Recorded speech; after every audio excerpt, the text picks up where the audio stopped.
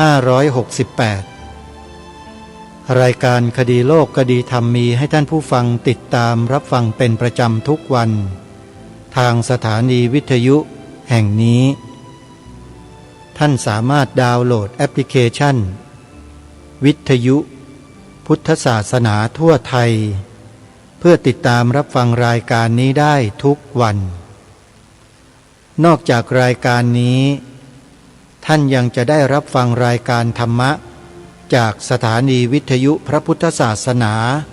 ที่รวมกันอยู่ในแอปพลิเคชันนี้ได้ตลอด24ชั่วโมงมีสถานีวิทยุออกอากาศ48สถานีอยู่ในแอปพลิเคชันนี้ที่จะไปเลือกรับฟังในทางเว็บไซต์ในทาง YouTube ในทางอะไรต่างๆเพียงแค่แอปนี้แอปเดียวฟังได้ถึง48สถานีทั่วทุกภูมิภาคของประเทศไทยขอเรียนเชิญเจริญพรศรัทธาสาธุชนช่วยกันบอกต่อให้ญาติธรรมของเราดาวน์โหลดแอปพลิเคชันนี้ไว้ในโทรศัพท์มือถือใครมีโทรศัพท์มือถือบ้าง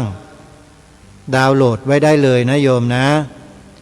เป็นโทรศัพท์ระบบ Android iOS ยังไม่สามารถดาวน์โหลดได้แต่เฉพาะ Android นะโยมนะสาธุชนผู้ฟังทุกท่านในวันนี้ทางรายการมีเสียงการตอบคำถามธรรมะของครูบาอาจารย์รูปหนึ่ง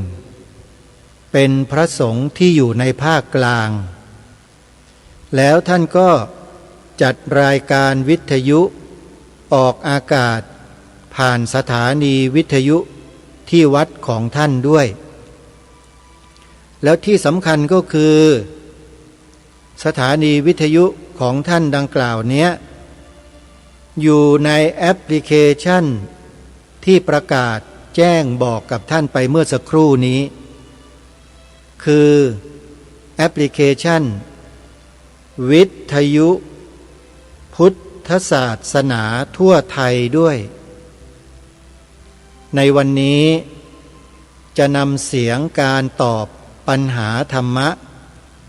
ปัญหาหลายๆอย่างที่มีญาติโยมสงสัยในเรื่องราวกิจการของพระพุทธศาสนาของเราแล้วท่านก็ตอบญาติโยมเหล่านั้นฉะฉานตรงประเด็นถูกต้องตามหลักพระธรรมวินัยด้วยวันนี้ก็เลยจะนำคลิปของท่านเนี่ยมาเปิดให้พวกเราได้ลองฟังกันดูเพื่อให้เราพิจารณาคำตอบของท่านว่าถูกต้องไหมน่าจะใช่หรือไม่หรืออย่างไรเพราะหลายๆคำถามที่ถามท่านมานั้นน่ะบางทีก็เป็นคำถามไม่ใช่อยู่ในพระธรรมวินัยหรอกแต่อยู่ในความรู้สึกสงสัยของญาติโยมที่เมื่อได้ยินข่าวพระสงฆ์ได้ยินข่าวนู้นข่าวนี้วัดวาอารามต่างๆทางสื่อโยมก็เลยสงสัยพอมีโอกาสครูบาอาจารย์ท่านจัดรายการวิทยุให้ถามข้อสงสัยต่างๆเข้ามาได้ในรายการโยมก็โทรศัพท์เข้าไปถามทางเจ้าหน้าที่ก็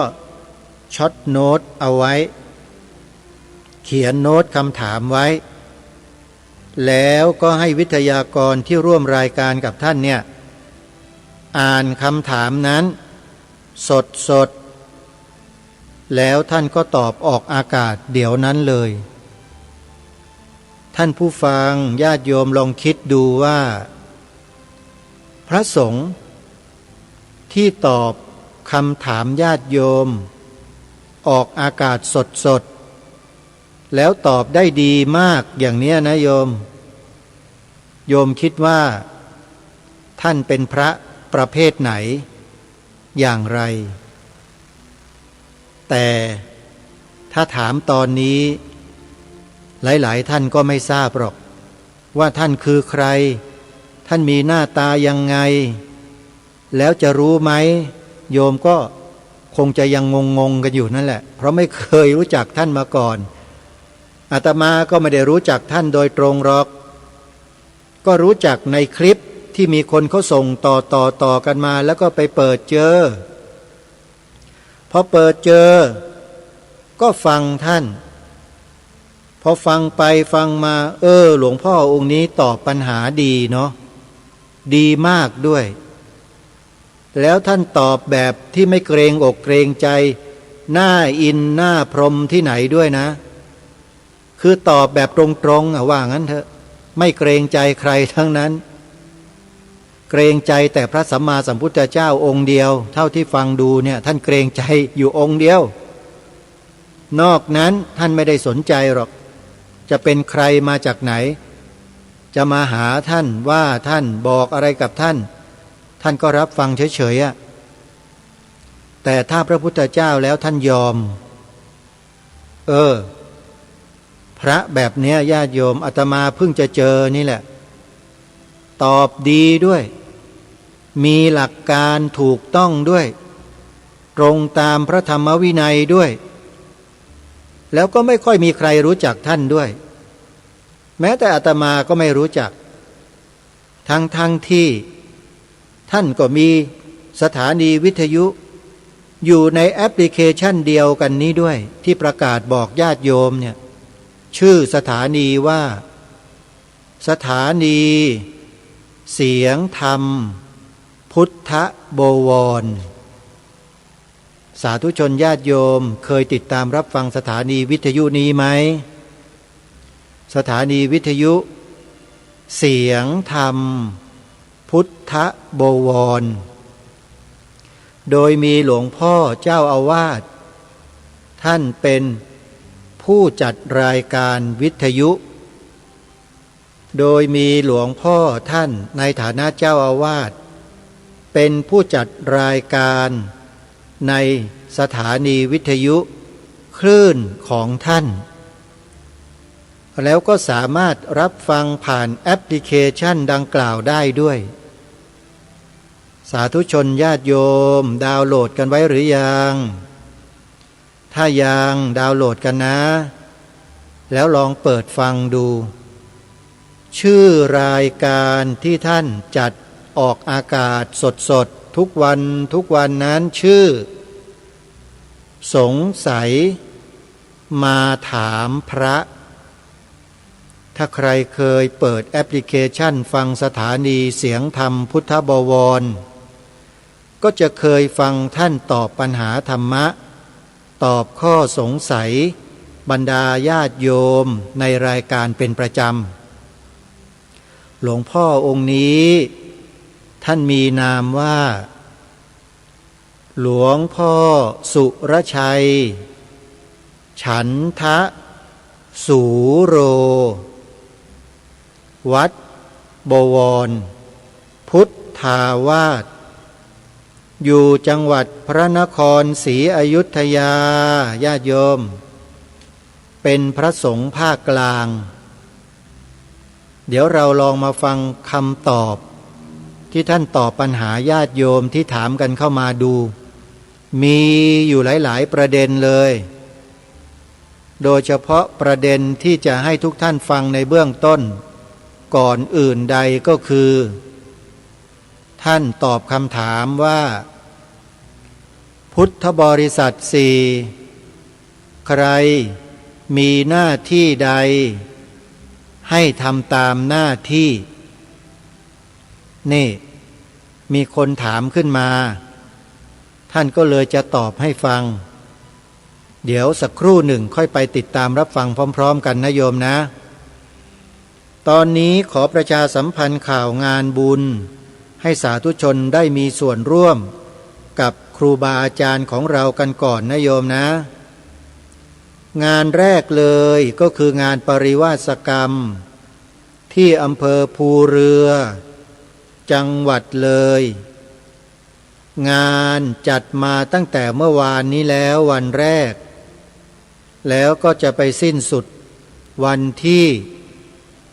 21พฤศจิกายนงานปริวาสดังกล่าวนี้จัดขึ้นณวัดวารีสารบ้านปลาบ่าตำบลปลาบ่าอำเภอภูเรือจังหวัดเลยท่านอาจารย์พระครูศรีธีราพรปรริยนธรรม6ประโยครองเจ้าคณะจังหวัดเลยท่านเป็นเจ้าของงานปริวาสนิมนต์นะครับครูบาอาจารย์ท่านใดจะมาอยู่ปริวาสกรรมในงานของท่านรองเจ้าคณะจังหวัดเลยรูปปัจจุบันนี้คือท่านอาจารย์พระครูศรีธีราพรปรริยนธรรม6ประโยคมาได้เลยครับวัดวารีสารตำบลปลาบ่าอำเภอภูเรือ จังหวัดเลยครับก็ขอแจ้งให้กับทุกท่านได้ทราบหลังจากนั้นเดือนธันวาคมระหว่างวันที่1ถึง10ธันวาคมที่จังหวัดเลยเช่นกันอีกแห่งหนึ่งมีการจัดงานปฏิบัติธรรม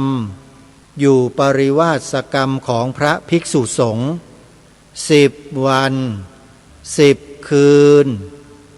ระหว่างวันที่1ถึง10ธันวาคมวันที่1ถึง10ธันวาคมมีกิจกรรมพิเศษในระหว่างก็คือวันที่4-5ธันวาคมจะมีการปฏิบัติธรรมฟังเทศน์ฟังธรรมสอดแจ้งงานนี้จัดขึ้นที่วัดศรีอุดมวงศ์ตำบลศรีสงครามอำเภอวังสะพุงจังหวัดเลยท่านอาจารย์พระครูดมวรานุวัตรเจ้าคณะตำบลศรีสงครามเจ้าอาวาสวัดศรีอุดมวงศ์ท่านเป็นเจ้าของงานนิมนต์พระสงฆ์ครูบาอาจารย์ทุกรูปนะครับจะอยู่ปริวาสกรรมในช่วงฤดูหนาวมาที่วัดศรีอุดมวงศ์อำเภอวังสะพุงจังหวัดเลยได้เลยนะครับยินดีต้อนรับและจะได้ร่วมกันจัดกิจกรรมเพื่ออุทิศถวายเป็นพระราชกุศลแด่องค์บูรพมหากษัตริยาธิราชเจ้าของเราชาวไทย11พระองค์เลยในคืนวันที่4และ5ธันวาคมมีงานพิเศษ2 วันเป็นงานปริวาสกรรม1ถึง10ธันวาคมโทรศัพท์สอบถามรายละเอียดหมายเลข089-840-4968หลังจากนั้นงานปฏิบัติธรรมบูชาองค์พระธาตุพนมประจำปีก็จะได้จัดให้มีขึ้นในเดือนธันวาคมของทุกปีกำหนดวันจัดงานเสาร์อาทิตย์ที่2ของเดือนธันวาคมในปีนี้ตรงกับวันที่13-14ธันวาคมใครที่อยู่จังหวัดกาฬสินธุ์และจังหวัดใกล้เคียงสามารถเดินทางไปร่วมกับวัดอารามมงคลอำเภอยางตลาดจังหวัด กาฬสินธุ์ได้เลย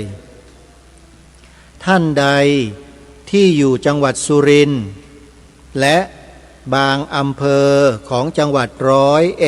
101สามารถเดินทางร่วมกันไปกับพระครูประภัสสมาธิคุณได้เลยหรือพระมหาศิลป์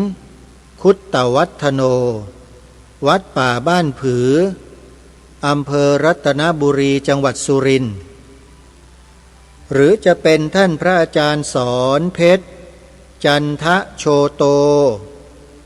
อุทยานธรรมวังวิโมกข์ตำบลคอนสวรรค์อำเภอรัตนบุรีจังหวัดสุรินทร์ก็ได้ติดต่อไปนะโยมนะงานปฏิบัติธรรมบูชาองค์พระธาตุพนมประจำปีนี้จัด2 วันเสาร์อาทิตย์ที่13-14 ธันวาคมจากนั้นในเดือนมกราคมปีพระพุทธศักราช 2569 เริ่มต้นศักราชใหม่ด้วยการเดินทางไปปฏิบัติธรรมสัญจรณพระธาตุนาดูลพระธาตุนาดูลเป็นพระธาตุสำคัญของชาวจังหวัดมหาสารคามมาแต่อดีตมีชื่อเสียงเกริกไกรไปทั่วทั้งแผ่นดินโดยการค้นพบพระบรมสารีริกธาตุอย่างมหัศจรรย์เกิดขึ้นที่อำเภอนาดูลแห่งนี้ท่านอาจารย์พระครูอุดมวรานุวัตรพระครูปริยัติโพธิธรรมทั้ง2 รูปนี้ต่างก็ตกลงกันว่าท่านอาจารย์ทั้งสอง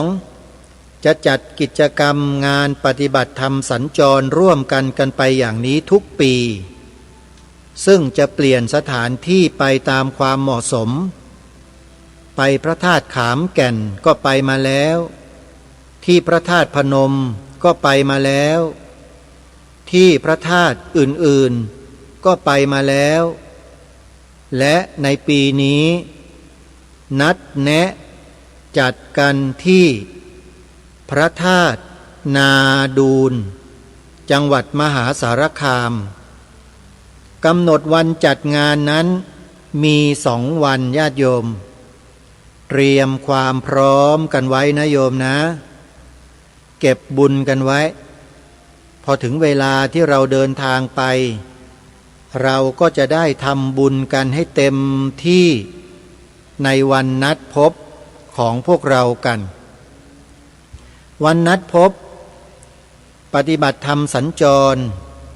องค์พระธาตุนาดูลประจำปีพระพุทธศักราช 2569 ต้นปีกำหนดวันจัดงานคือ17-18 มกราคมพระพุทธศักราช 2569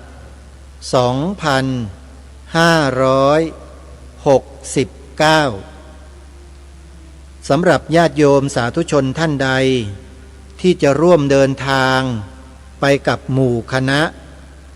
ติดต่อไปได้ที่วัดอารามมงคลและหรือวัดศรีอุดมวงศ์ได้ทั้ง2 วัดถ้าวัดอารามมงคลก็โทรศัพท์ไปที่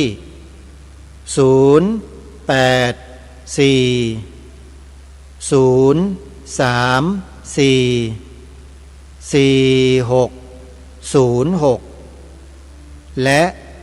094-281-3500ถ้าวัดศรีอุดมวงศ์ที่จังหวัดเลยก็089-840-4968นี่ก็เป็นงานปฏิบัติธรรมสัญจรต่อเนื่องกันมานะโยมนะและในเดือนถัดไปข้างหน้าหลายๆเดือนจะเป็นกี่เดือนไม่ทราบเหมือนกัน ทางคณะครูบาอาจารย์ก็จะจัดงานปฏิบัติธรรมสัญจรกันอีกครั้งหนึ่งและได้ปรารภไว้ในเบื้องต้นว่าจะไปจัดกันที่พระธาตุเชิงชุมจังหวัดสกลนครอยู่ใกล้ๆพระอาจารย์สมภพโชติปัญโยเข้าไปแล้วนะเข้าไปทุกทีนะโยมนะใครที่จะร่วมเดินทางไปร่วมปฏิบัติธรรมสัญจรที่พระธาตุเชิงชุมเตรียมกายเตรียมใจกันไว้ญาติโยมกิจกรรมเหล่านี้เราพากันขับเคลื่อนเพื่อให้สังคมนั้นหายใจได้คล่องยิ่งขึ้นทำไมถึงอุปมาอย่างนั้นสาธุชนญาติโยมทุกท่านถ้าหากว่าญาติโยมอยู่กับบ้านเฉยๆอยู่กับครอบครัวอยู่กับพ่อบ้านแล้วไม่เคยคิดที่จะออกไปบำเพ็ญกองการกุศลไปทำบุญที่วัดวาอารามไปร่วมงานปฏิบัติธรรมสัญจรกับครูบาอาจารย์นะอยู่แต่บ้านทำมาหากินนะอยู่กับครอบครัวอย่างเนี้ยโอกาสที่ปัญหามันจะเกิดขึ้นในครอบครัวเนี่ยโยมว่ามันสูงไหมอันนี้กล่าวถึงว่าไม่เคยสนใจที่จะไปวัดไปวาศึกษาเรียนรู้ฟังธรรมฟังเทศปฏิบัติธรรมอะไรเนี่ยไม่เคยสนใจเลยนะคือทำมาหากินอยู่กับครอบครัวอย่างเดียวโอกาสที่จะเกิดปัญหาครอบครัวเนี่ยโยมว่ามันมีสูงไหมอันนี้คือคำถามของรายการถามในฐานะที่ไม่มีประสบการณ์มาก่อนถามญาติโยมญาติโยมมีประสบการณ์อยู่ญาติโยมจะตอบยังไงจะตอบว่ามีโอกาสสูงหรือไม่มีโอกาสที่จะมีปัญหาเลยครอบครัวแน่นอนล่ะคงไม่มีใครนะที่จะตอบว่าไม่มีโอกาสที่จะมีปัญหาส่วนมากเกือบทั้งหมดก็ว่าได้จะต้องตอบว่ามีปัญหาแน่นอนไม่ปัญหาเล็กก็ปัญหาปานกลางไม่ปัญหาปานกลางก็ปัญหาใหญ่โตไปเลยทำไมจึงกล้าตอบว่ามีโอกาสเกิดปัญหาสูงก็เพราะว่าบุคคลเหล่านั้นเนี่ยเขาไม่ได้ศึกษาเรียนรู้เรื่องราวของชีวิตเมื่อชีวิตประสบกับปัญหาบางสิ่งบางอย่างขึ้นไม่ว่าจะเรื่องเล็กเรื่องน้อยเรื่องใหญ่เรื่องอะไรก็แล้วแต่พอมันเกิดขึ้นมาแล้วเนี่ยเมื่อเราในจิตใจเราไม่มีธรรมะนะอันนี้พูดถึงคนไม่มีธรรมะนะโยมก็จะเกิดปัญหาขึ้นในใจของเขาก่อนแล้วก็ถามตัวเองสารพัดสารเพว่าทำไมอย่างนั้นอย่างนี้อย่างโน้นแล้วยังไงมันจะเกิดคำถามอยู่ตลอดจนกระทั่งเกิดความเครียดพอเกิดความเครียดเท่านั้นแหละท่านผู้ฟังคนเราที่เป็นปุถุชนคนธรรมดาเนี่ยมันจะต้องระบายออกเขาเรียกว่าระบายความเครียดทีนี้คนเราเนี่ยมันสั่งสมเวรสั่งสมกรรมมาต่างกันมันไม่เหมือนกันหรอกบางคนพอหงุดหงิดขึ้นมาไม่พอใจคว้าไม้คว้ามีดคว้าอะไรได้ใกล้มือเคลี้ยงคว้างฟันเละหมดเลยโยมเคยเห็นไหมครอบครัวที่เขาทำกันแบบนั้นน่ะคือไม่ตีลูกไม่ตีเมียหรอกแต่ฟันบ้านตัวเองทุบตู้กระจกทุบเตาทุบอะไรต่อมีอะไรแต่ไม่กล้าทุบถังแก๊สโยมเพราะว่ากลัวระเบิดคนพวกนี้แปลกเนาะถ้าบ้าจริงเนี่ยมันต้องทุบหมดสิจริงว่าโยมแต่นี่ไม่ได้บ้าจริงไงเพียงแค่โมโหเท่านั้นเองแต่ยังพอที่จะมีสติควบคุมตัวเองไม่ให้เอาขวานเนี่ยไปฟันถังแก๊สนะโยมใช่ไหมแปลว่ายังมีสติอยู่นะเนี่ย แปลว่าคนเหล่านี้พอที่จะบอกได้พอที่จะสอนได้แน่นอนเนี่ยสบายใจไปเปราะหนึ่งเห็นไหมอันนี้กล่าวถึงว่าถ้าประชาชนคนไทยไม่มีพระสงฆ์นำทำกิจกรรมทางพระพุทธศาสนาใดๆเลยนี่สมมุตินะถ้าไม่มีเลยอ่ะสถานีวิทยุเปิดธรรมะก็ไม่มีออก YouTube ก็ไม่มี Facebook ก็ไม่มีอะไรๆก็ไม่มีเลยเนี่ยญาติโยมคิดว่าสังคมมันจะมีปัญหาง่ายไหมหรือมันมีปัญหายากถ้าตอบแบบคนที่มีปัญญาคิดเขาจะตอบแบบค่อยเป็นค่อยไปตอบด้วยหลักด้วยเหตุด้วยผลถ้าอย่างนี้มันก็จะเป็นอย่างนี้ถ้าอย่างนั้นมันก็จะเป็นอย่างนั้นนี่เขาเรียกว่าคนที่มีปัญญาตอบเขาจะตอบแบบนั้นส่วนคนที่มีปัญญาเฉียบแหลมแต่แหลมเหมือนอะไรไม่ทราบนะก็จะตอบอีกแบบหนึ่งคือตอบแบบฟันธงทีเดียวเลยฉับจบตอบแบบนั้นเลยเนี่ยมันมีแบบนี้ก็มีท่านผู้ฟังหรือบางคนเลี่ยงไม่ตอบขี้เกียจตอบทำไมจะไม่ตอบมีอะไรไหมแบบนี้ก็มีเหมือนกันเห็นไหมมันหลากหลายท่านผู้ฟังเพราะฉะนั้นสังคมมนุษย์เราเนี่ย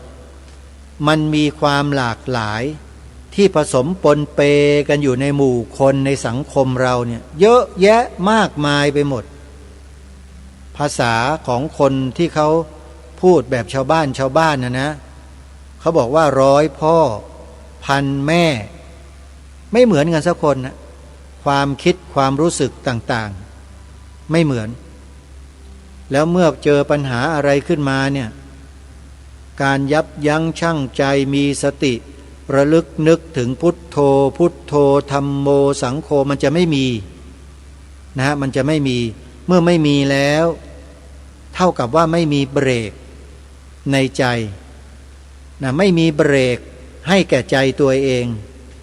ใจนี่ก็ปล่อยเกียร์5เลยใส่อย่างเดียวตู้ก็พังเตาก็พังถังน้ำก็พังห้องน้ำก็พังประตูก็พังหน้าต่างก็พังเหลือถังแก๊สอย่างเดียวไม่กล้าพังก็มันก็เป็นอย่างนั้นแหละโยมนะฮะนี่แหละด้วยความโกรธที่มีอยู่ในใจความโกรธที่มีอยู่ในใจนั้นในปุถุชนทุกคนมีความโกรธเหมือนกันหมดแต่ทำไมไม่เหมือนกันที่ไม่เหมือนกันก็เพราะเหตุว่าคนที่มีความโกรธแล้วไม่แสดงความโกรธออกมาสามารถละลายความโกรธทิ้งไปได้มีอยู่เช่นพระสงฆ์สามเณรแม่ชีที่ผ่านการศึกษาเล่าเรียนพระปริยัติธรรมมาเป็นอย่างดีแล้วและนำลงสู่ภาคปฏิบัติได้นั่นแหละคนประเภทนั้นแหละโยมเขาจะมีดิสเบรกติดไว้ที่ใจเวลาความโลภความโกรธความหลงมันรบเร้าใจเขาอย่างรุนแรงอยู่เนี่ยนะเขาก็จะอาศัยพลังแห่งบุญกุศลที่เขาสั่งสมมาด้วยการศึกษาและปฏิบัติธรรมนี่แหละกั้นเอาไว้เบียดเอาไว้กดเอาไว้จึงทำให้ความโกรธความโลภความหลงที่มีอยู่ในใจนั้นมันโงหัวขึ้นมาทำหน้าที่ไม่ได้ก็เพราะได้ผ่านกระบวนการศึกษาเรียนรู้อบรมบ่มเพาะกายและใจของตนเองมาแล้วที่เขาเรียกว่าคนสุขนะโยมแบบนี้แหละคือบ่มมาแล้วบ่มพร้อมที่จะเป็นประโยชน์ต่อสังคมตลอดเวลาแล้วไม่เหมือนกับพวกดิบๆเขาเรียกว่าชิงสุขก่อนหาม ใช้แต่ความบ้าระห่ำมุทะรุดุดันไม่มีสติขาดปัญญาก็ทำลายอย่างเดียวปัญหามันจึงเกิดเต็มบ้านเต็มเมืองไปหมดสารพัดสารเพโดยเฉพาะปัญหาครอบครัวเนี่ยเพิ่มขึ้นทุกปีทุกปีทุกปีก็เลยทำให้ปัญหาสังคมสั่งสมขึ้นทุกปีทุกปีทุกปีแล้วจะแก้ยังไงล่ะก็ต้องแก้ด้วยการพากันไปศึกษาเรียนรู้และปฏิบัติตามหลักธรรมคำสอนของพระสัมมาสัมพุทธเจ้าบ่อยๆเนืองทำยังไงก็ไปตามที่ครูบาอาจารย์ท่านบอกท่านเชิญท่านชวนนั่นแหละญาติโยมสาธุชนทุกท่านวันที่1 ถึง 10 ธันวาคมนี้มีงานปฏิบัติธรรมอยู่ปริวาสกรรมที่วัดศรีอุดมวงศ์นะโยมนะเห็นไหมโยมก็ไปกันตั้งอกมาแต่ไกลตั้งใจมาแต่บ้านเดินทางกันมาอย่างยาวนานถึงวัดศรีอุดมวงศ์มีความสุขต่างเป็นคนจิตอาสาก็มาช่วยงานการของวัดวาอารามด้วยกันสั่งสมบุญกันอุตลุดเลยเห็นไหมน่ะพอคนมีบุญมากๆเนี่ยท่านผู้ฟังใจมันจะเอิบอิ่มไปด้วยอะไรฮะเมตตากรุณามุทิตาอุเบกขาพอเสร็จกิจจากการงานของวัดวารามแล้วกลับไปบ้านมีขนมนมเนยไปฝากพ่อบ้านด้วยโอ้ยพ่อบ้านดีใจแม่มึงไปเอามาจากไหนน้อหลวงพ่อเพิ่นให้ข่อยบ่ได้หยิบของเพิ่นมาดอกเพิ่นให้ก็เลยรับมาเอามาฝากพ่อเด้อนี่เห็นไหมพอกลับบ้านโอ้ยพูดจาไพเราะอ่อนหวานและปัญหาครอบครัวมันจะเกิดได้ไงล่ะโยมเห็นหรือยังที่ถามมาตอนต้นรายการน่ะว่าปัญหาในครอบครัวเนี่ยมันมีเยอะไอ้ที่มันมีเพราะอะไรน่ะที่ถามนะโยมพอได้คำตอบแล้วใช่ไหมแล้วที่ไม่เกิดปัญหาเพราะอะไรนั่นแหละมันก็เป็นอย่างนี้แหละญาติโยมเห็นไหมล่ะอันนี้พูดในภาพรวมไม่ได้เจาะลึกลงไปในรายละเอียดว่าจะต้องธรรมะข้อไหนปฏิบัติยังไงกำหนดยังไงเรียนรู้ในเรียกว่ารายละเอียดโยมไปว่ากันเองเพราะมีครูบาอาจารย์ท่านทำหน้าที่สอนญาติโยมอยู่แล้วส่วนอาตมาก็มีหน้าที่ประกาศประชาสัมพันธ์เชิญชวนแล้วก็มาอุปมาอุปไมยบางสิ่งบางอย่างเทียบเคียงให้โยมได้เข้าใจกันเพื่อให้ญาติโยมมีความมั่นอกมั่นใจในการที่เราจะเดินทางร่วมไปกับญาติธรรมของเราครูบาอาจารย์ของเราปฏิบัติธรรมสัญจรตามสถานที่สำคัญต่างๆด้วยกันเพื่อสั่งสมบุญญาบารมีการไปแบบนี้เป็นการสั่งสมบุญญาบารมีนอนอยู่กับบ้านเฉยๆมันสั่งสมบุญญาบารมีตรงไหนล่ะมันไม่ได้ทำเท่าไหร่หรอกเดี๋ยวก็เรื่องนั้นก็เข้ามาเรื่องโน้นก็เข้ามาเรื่องนี้ก็มาอีกแล้วทั้งวันทั้งคืนมีแต่ปัญหาเห็นไหมแต่ถ้าปลีกตัวออกมาได้โยมออกจากเรือนแล้วเห็นไหมเนี่ยคำว่าออกจากเรือนมันเป็นอย่างนั้นยังนึกถึงคำพูดของหลวงพ่อชามีคนถามปัญหาหลวงพ่อชาว่าครอบครัวเนี่ยมันคืออะไรหลวงพ่อชาไม่รอช้าตอบทันทีเลยรู้จักไหมเนี่ยครอบท่านก็เอามือเนี่ยกระพุ่มเป็นกลมๆหน่อยคล้ายๆฝาชีนะรู้ไหมรู้จักคำว่าครอบว่าเนี่ยมันครอบแล้วก็ท่านก็วางลงบนพื้นเนี่ยวางดังๆอย่างเงี้ยครอบรู้จักไหมโยมครอบก็คือจำกัดพื้นที่ให้มันอยู่ในที่ครอบมันไปไหนไม่ได้นี่คือครอบครัวโยมเคยเข้าครัวไหม ขโมงโฉงเฉงควันฉุนไอจามกันเละเทะไปหมดร้อนก็ร้อนอบอ้าวสารพัดสารเพมันยุ่งวุ่นวายใช่ไหมครัวแล้วถูกครอบเข้าไปอีกสนุกแล้วทีนี้นี่แหละคือคำว่าครอบครัวโยมหลวงพ่อชาท่านอุปมาให้เห็นภาพชัดเจนเลยโยมเพราะฉะนั้นการออกจากเรือนเป็นยังไงสงบเบาสบายใจเป็นบุญกุศลไปสั่งสมบุญญาบารมีชัดเห็นไหมล่ะแล้วจะไม่ไปกันได้ยังไงอย่างนี้ญาติโยมไปไหมงานเขาจัด17-18มกราคมปีหน้านี้แล้วนะเหลืออีกเดือนกว่าเท่านั้นเองโยมประมาณเกือบ2 เดือนยังมีเวลาเยอะเลยพระธาตุนาดูนนะ17-18มกราคมพระพุทธศักราช2569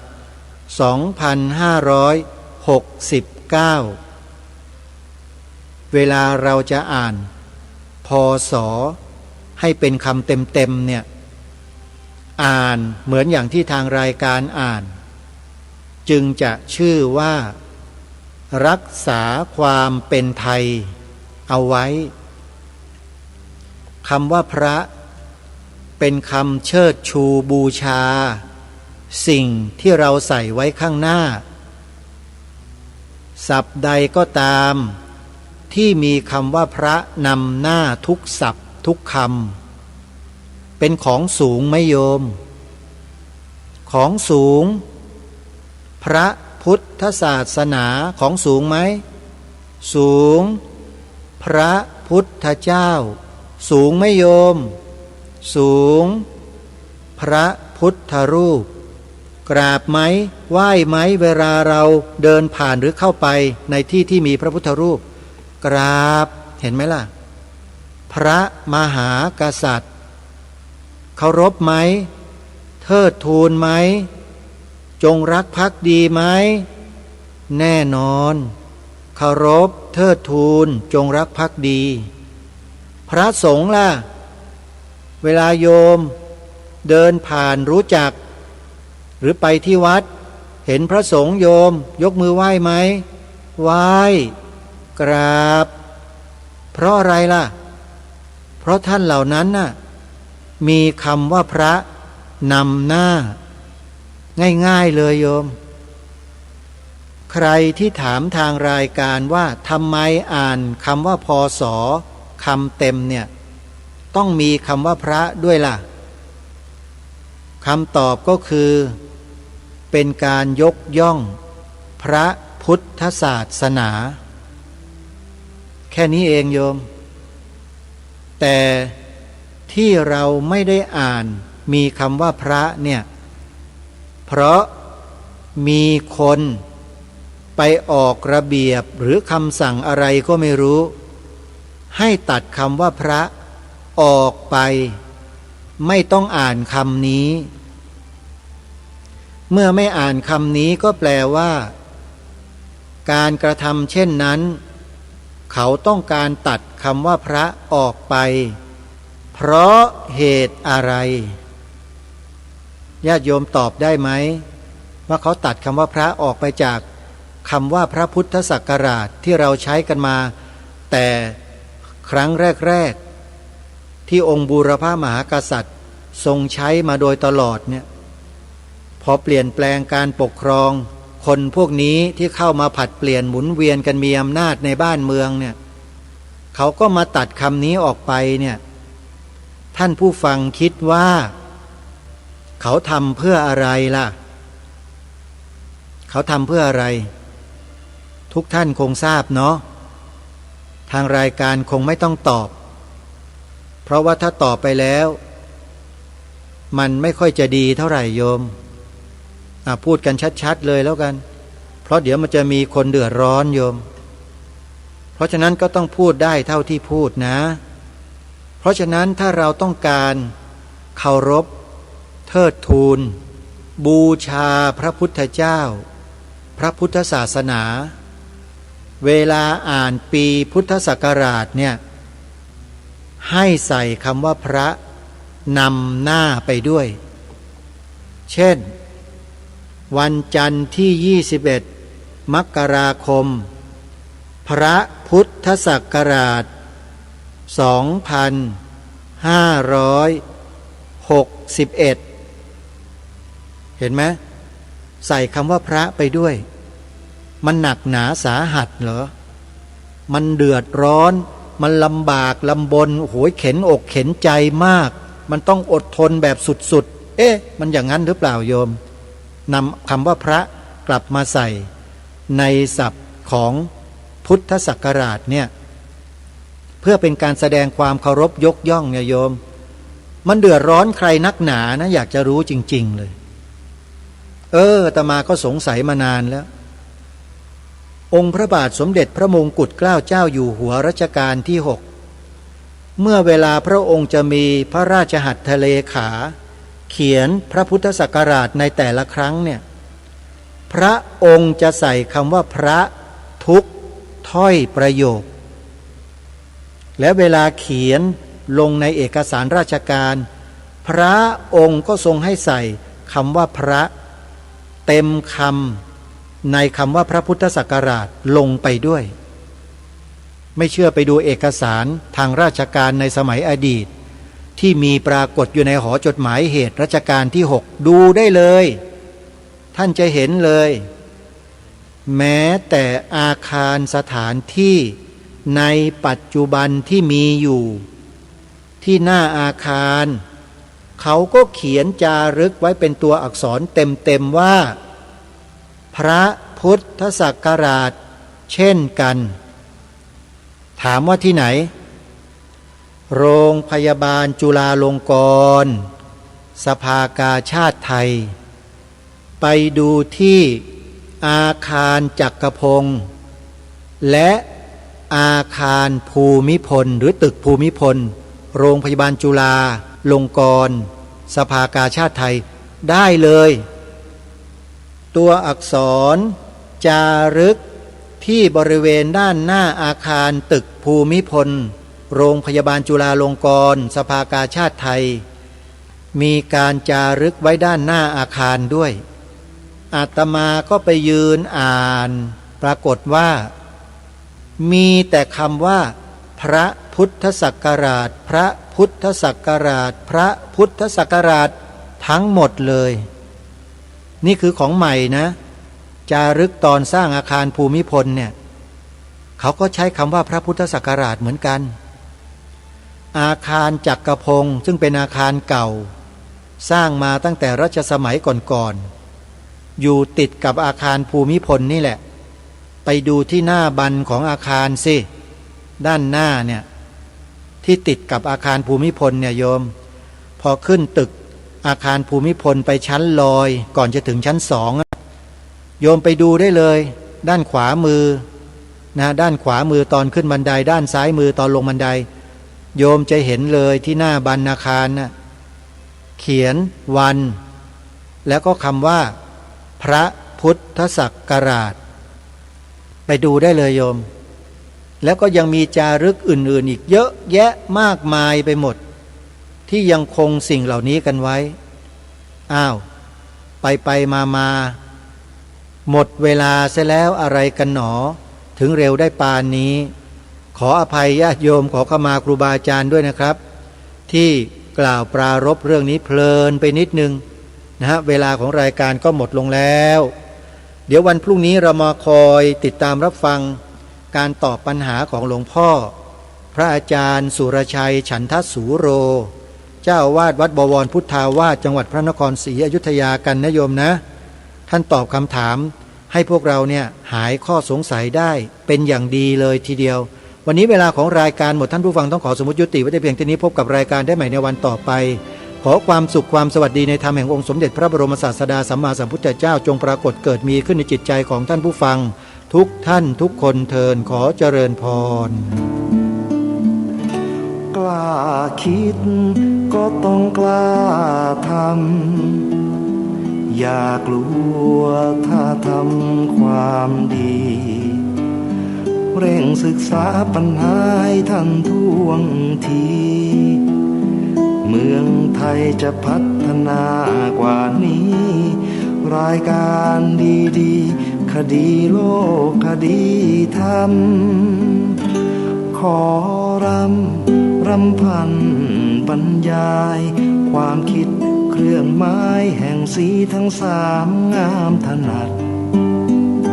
ขาวคือบริสุทธิ์สีสวัสดิ์หมายพระไตรรัตน์และธรรมะคุ้มจิตไทย แดงคือโลหิตเราใส ซึ่งยอมสละได้เพื่อรักษาชาติศาสนา น้ำเงิน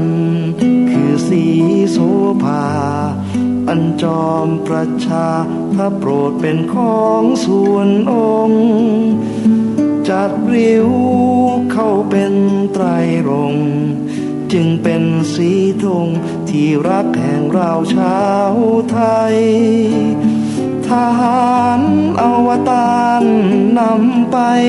ยงยุทธวิชัยวิชิตก็ชูเกียรติสยาม